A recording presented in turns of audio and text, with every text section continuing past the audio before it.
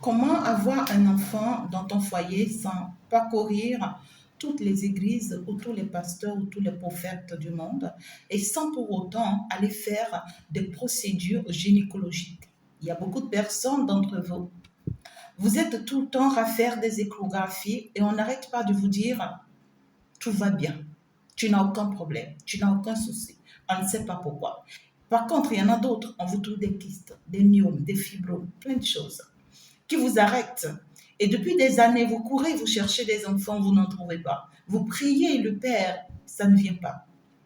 Beaucoup de vous, je veux vous dire une vérité, vous n'avez pas besoin de toutes ces procédures pour avoir un enfant. Non. Il y a des choses très simples et très banales que vous ignorez, qui sont primordiales.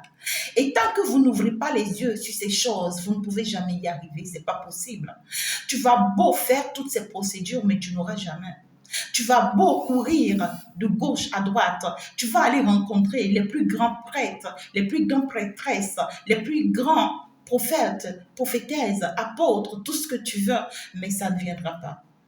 Parce qu'en fait, ce que Dieu veut de toi, juste un simple acte. Il y a des actes simplement que tu dois poser pour qu'en fait, il puisse t'accorder cette grâce. Le pardon. Le pardon est primordial dans ton foyer. Dans un couple, dans une relation sentimentale, le pardon est primordial, je vous dis. Pardonne ton conjoint, pardonne ta conjointe, pardonne ton mari, pardonne-lui. Peu importe les blessures qu'il a pu t'infliger, pardonne-lui. Mais si tu trouves que tu ne peux plus le supporter, pars, quitte-la. Personne ne t'a attaché. Reste pas pour te bloquer.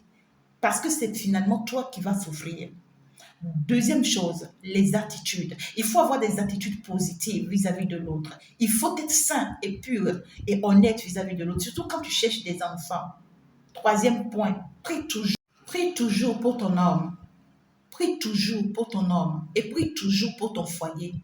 Parce qu'il y a beaucoup de batailles que tu ne vois pas. Il y a beaucoup d'attaques que tu ne vois pas. Prie, sois sur tes genoux au lieu de crier dans les oreilles de ton mari.